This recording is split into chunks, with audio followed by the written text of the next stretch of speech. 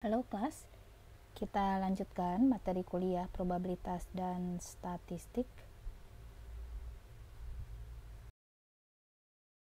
Masih untuk topik ukuran variasi atau dispersi, di mana pada video kali ini kita membahas mengenai dispersi data berkelompok.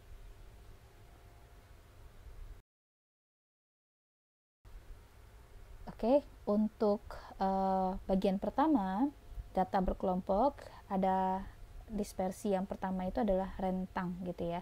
Jadi mungkin kelas balik sebelumnya, baik itu data tunggal atau data kelompok, kita tetap akan membahas mengenai rentang, jangkauan atau jarak seperti itu, kemudian simpangan baku, simpangan rata-ratanya, kemudian variasinya. Kita tetap akan membahas itu, namun untuk kasus-kasus yang beda, untuk konteks datanya yang berbeda. Nah, yang video kali ini kita membahas mengenai rentang pada data berkelompok. Begitupun juga dengan simpangan rata-rata, simpangan baku, dan varians pada data berkelompok. Nah, rentang untuk data berkelompok merupakan selisih antara nilai batas atas kelas tertinggi dan nilai batas bawah kelas terendah. Rekan-rekan bisa lihat pada rumus berikut ini. Jadi untuk bisa mengetahui rentang untuk data berkelompok itu seperti apa cirinya? Dia memiliki tabel distribusi seperti itu ya. Nah, rekan-rekan harus tahu terlebih dahulu batas atas kelas tertingginya atau terakhir ya. Kemudian rekan-rekan juga harus tahu batas bawah kelas terendah atau pertama. Nah, setelah itu rekan-rekan bisa mengurangi batas atas kelas tertinggi dikurang kelas terendah. Seperti itu. Selanjutnya kita cari kuartil. Sama pada data tunggal, simpangan kuartil merupakan selisih antara kuartil ketiga Q3 dan kuartil pertama atau Q1. Rumusnya masih tetap sama.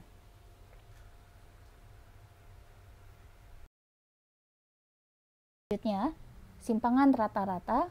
Sama seperti pada data tunggal, simpangan rata-rata menunjukkan ukuran dispersi yang menunjukkan rata-rata absolut dari deviasi nilai-nilai data terhadap nilai rata-ratanya. Absolut itu terlihat dari di sini. Ini ada tanda seperti ini. Oke. Nah, rumusnya adalah jumlah dari frekuensi KI dikali XI dikurang X rata-rata. X rata-rata dibagi dengan jumlah frekuensi I gitu. XI ini merupakan nilai tengah dari setiap kelas. Jadi kalau sebelumnya kita mengenal X1 sama dengan contohnya 20 pada data tunggal. Nah, kalau XI-nya data tunggal ya, XI-nya berapa ya untuk data tunggal? Kalau X1-nya sama dengan 20, maka XI-nya ini sama dengan X1 gitu ya, sama dengan 20 gitu. Kalau untuk data berkelompok tidak seperti itu. Jadi ketika data berkelompok tentu disajikan dalam tabel distribusi data. Misalnya 20 sampai 30. Nah, ini XI. X2-nya 31 sampai 40 misalnya. Nah, XI-nya bagaimana? Kalau dia X1, maka dia adalah nilai tengah dari setiap kelas. Kalau nilai tengah seperti apa? 20 ditambah 30 bagi 2 gitu ya. Nah, ini nilai tengahnya. Inilah XI-nya untuk simpangan rata-rata data berkelompok. Untuk rata-rata X rata-ratanya ini kita gunakan nanti rekan-rekan ingat kembali bagaimana mencari rata-rata atau mean pada data berkelompok gitu ya. Nah, kemudian FI itu menunjukkan frekuensi dari setiap kelasnya. Misalnya X1 itu 20 sampai dengan 30, frekuensinya ini misalnya 5, ini frekuensinya 2. Maka F ini kalau dia adalah F1 gitu ya, maka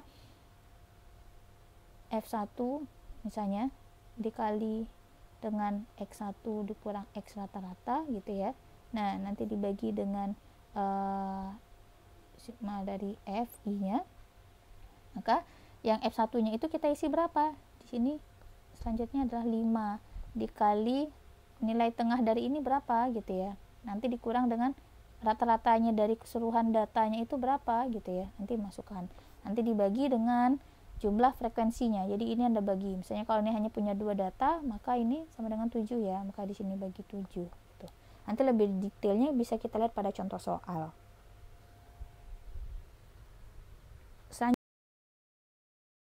Selanjutnya adalah simpangan baku yang merupakan ukuran untuk menunjukkan seberapa besar variasi atau dispersi sekumpulan data terhadap rata-ratanya.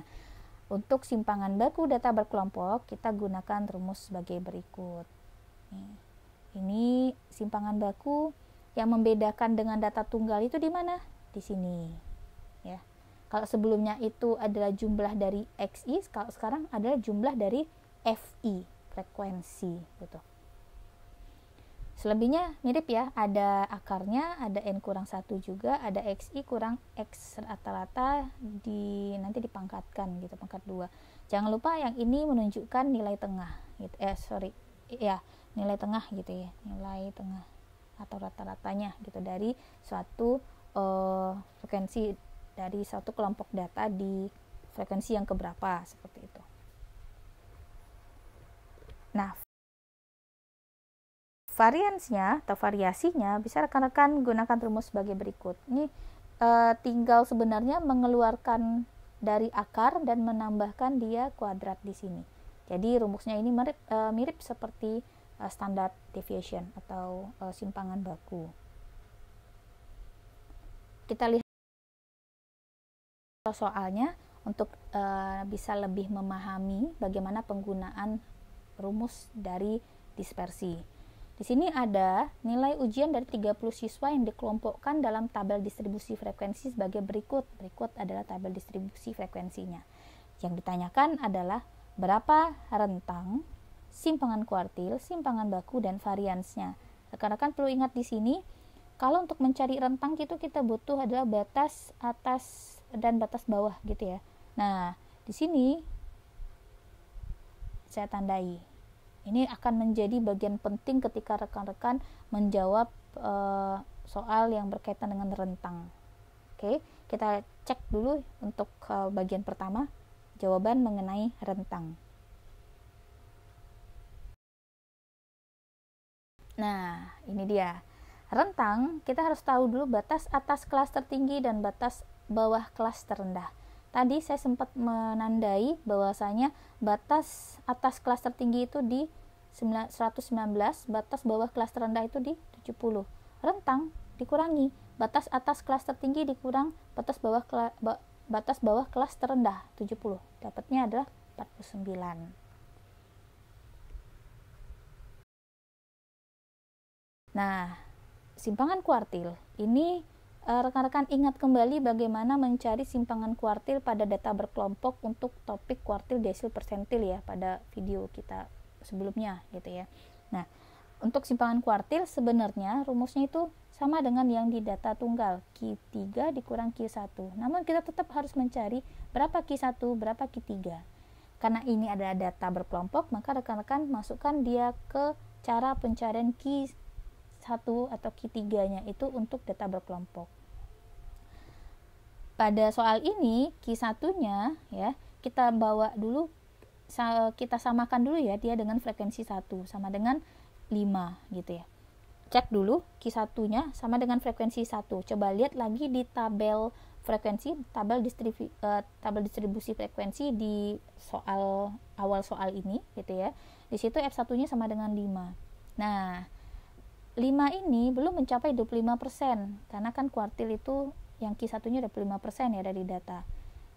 Setidaknya 25. Kita punya datanya, jumlah frekuensinya itu jumlah frekuensi keseluruhan itu kita punya ada berapa? 30 ya.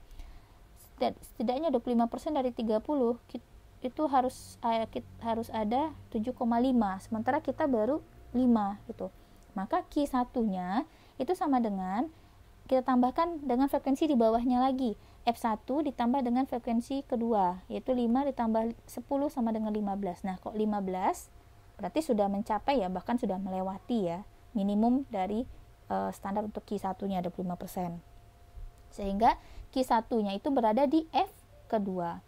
Jumlah dari FI0-nya artinya frekuensi yang memuat frekuensi yang berada sebelum frekuensi yang memuat Q1 gitu ya. Maka ini adalah F1 sama dengan 5. Jumlah dari data kita atau jumlah frekuensi kita ada 30. Frekuensi yang memuat kuartil itu ada 10. Silahkan dicek di tabel frekuensi, benar nggak? Frekuensi 2 ini nilainya berapa? 10 gitu ya.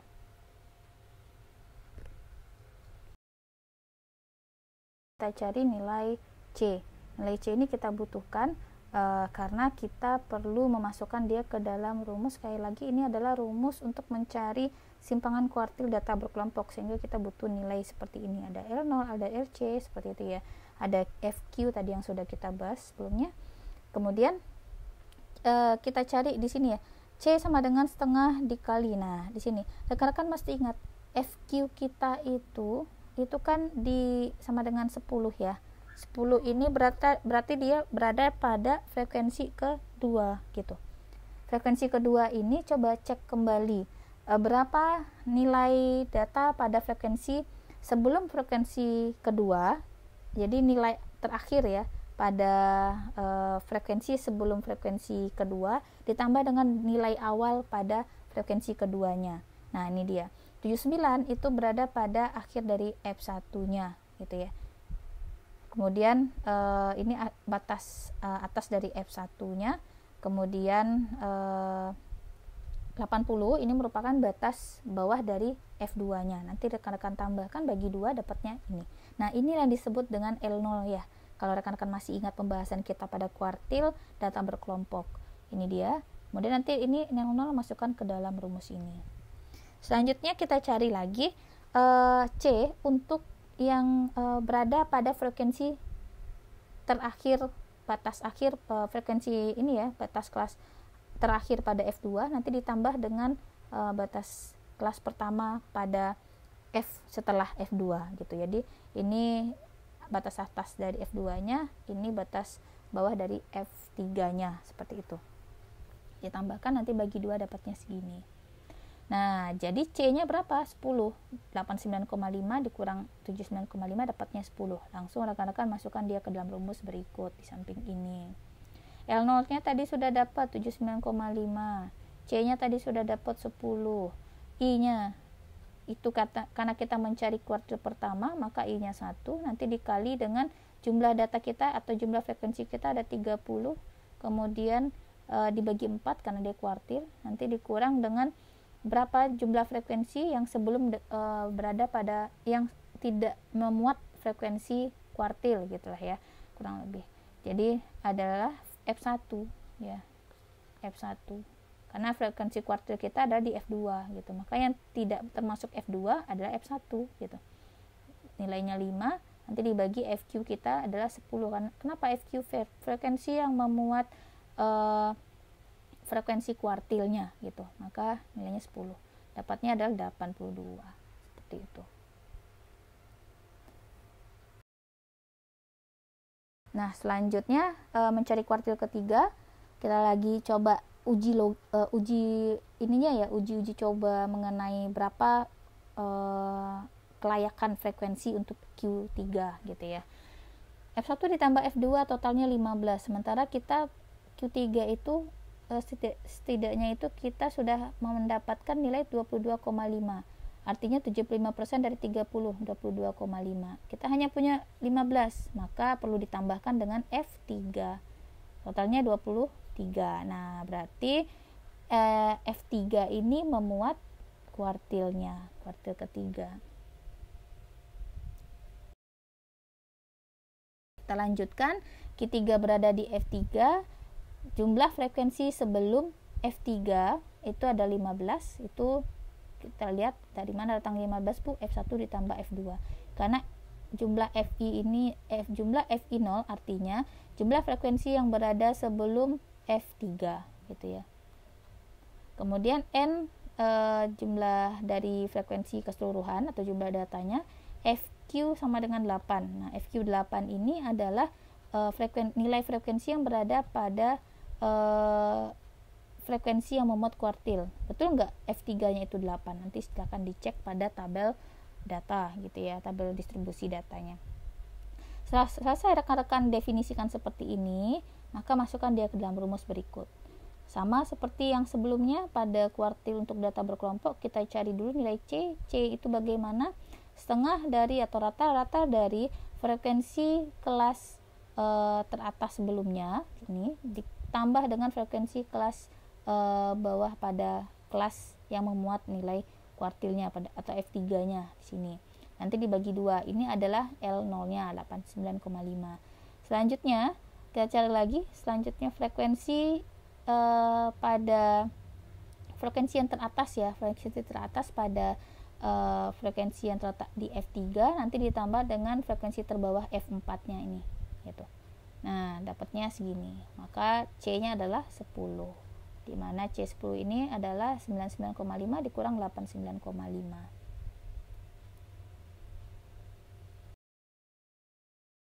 Selanjutnya kita masukkan dia ke dalam rumus Q3 sebagai berikut. Ini sama, kita dapatkan adalah 98,88. Jadi masukkan semua nilai yang ada di sini ya. L0 itu 89,5, C itu 10, I-nya itu karena dia Q3 maka I-nya adalah 3 dikali N jumlah frekuensi data kita seluruhnya 30 bagi 4 dikurang jumlah frekuensi sebelum F3 maka jumlah dari F1 tambah F2 itu 15. Nanti dibagi dengan frekuensi yang memuat Q3 itu 8 gitu ya. Kemudian maka simpangan kuartilnya adalah 98,88 yang dia merupakan Q3 dikurang dengan 82 ini adalah Q1 sama dengan 16,88. Bisa ya. Berikutnya simpangan baku. Nah, untuk mencari simpangan baku kita cari dulu X rata-rata. X rata-rata pada data berkelompok rekan-rekan gunakan rumus ini. Nah, bagi yang lupa, coba buka kembali pembahasan mengenai min data berkelompok gitu ya. Nah, nanti rekan-rekan dapatkan dari hasil penggunaan rumus ini dapatkan nilainya 91,17. Silahkan dicoba. Betul tidak yang ada di sini gitu ya.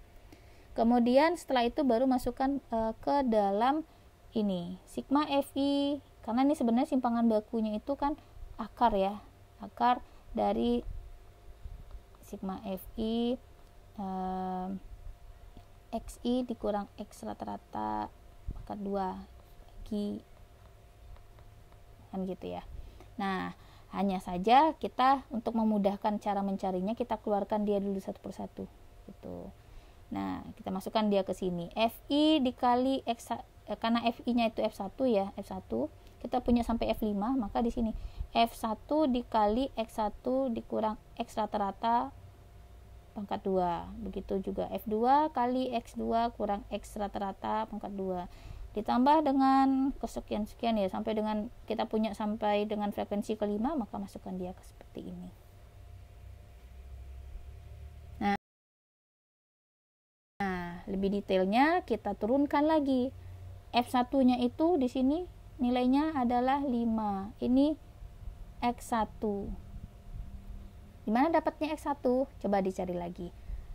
X1 itu rentang nilainya berapa? 70 sampai 79 ya. Maka 70 tambah 9 70 ditambah 79 di sini. 70 ditambah 79 dibagi 2. Dapatnya 74,5.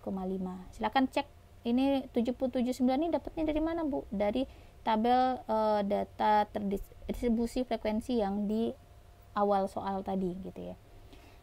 Ini adalah X rata-ratanya 91,17 nanti di pangkat 2.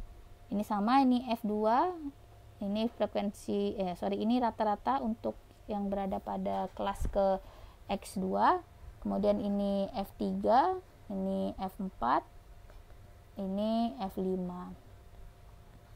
Ya. Kemudian coba nanti rekan-rekan uji sendiri, betul tidak dicari ya, betul tidak angka-angka ini seperti ini gitu ya, silakan dicek.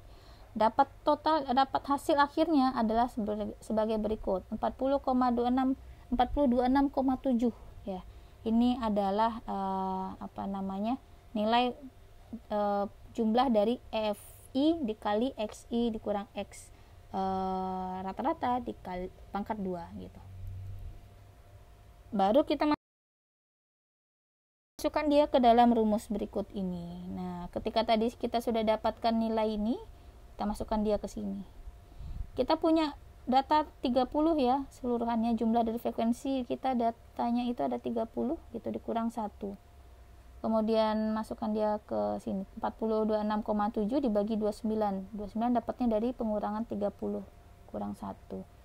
Akar dari 138,85 itu perkiraannya kurang lebih begini. Nah, terakhir rekan-rekan cari varians dari data berkelompoknya, dimana rumusnya sebagai berikut gitu. Nah, sebenarnya rekan-rekan nggak perlu lagi harus mengulang cara mencari seperti di simpangan baku, karena kalau dilihat di sini sama ya, ini sudah kita cari pada saat simpangan baku gitu ya, dan ini juga ada pada simpangan baku. Jadi kalau saya garis ini, nah ini merupakan bagian dari rumus simpangan baku sebenarnya, yang dimana dari rumus ini ya, rumus ini rekan-rekan sudah pernah tadi mendapatkan nilai yaitu 4026,7 ya. Silakan dicek kembali betul tidak, nanti dibagi 29. Nah, dari rumus ini kita sudah dapatkan nilai akhir seperti ini, yang kemudian itu rekan-rekan bagi jadinya berapa, 138,85 kan gitu. Ini di simpangan baku, ini simpangan baku kita sudah dapatkan ini sebelumnya. Nah, pada varians untuk menghemat waktu, jadi triknya untuk menghemat waktu, rekan-rekan nggak perlu lagi turunkan rumus ini ya, mencari lagi, tapi perhatikan kalau di simpangan baku dia tidak punya kuadratnya. Nah, sementara di varians di sini S-nya punya kuadrat, maka kalau S-nya punya kuadrat, akar ini nggak usah dibawa. Nah, tinggal polos begini. Seperti itu. Jadi ini konsep dari matematis ya. Jadi kalau misalnya S kuadrat sama dengan 25, maka S sama dengan akar dari 25, yaitu 5. Nah, sama seperti itu konsep matematis. Oke, saya rasa cukup ya materi mengenai varians atau dispersi data berkelompok. Selanjutnya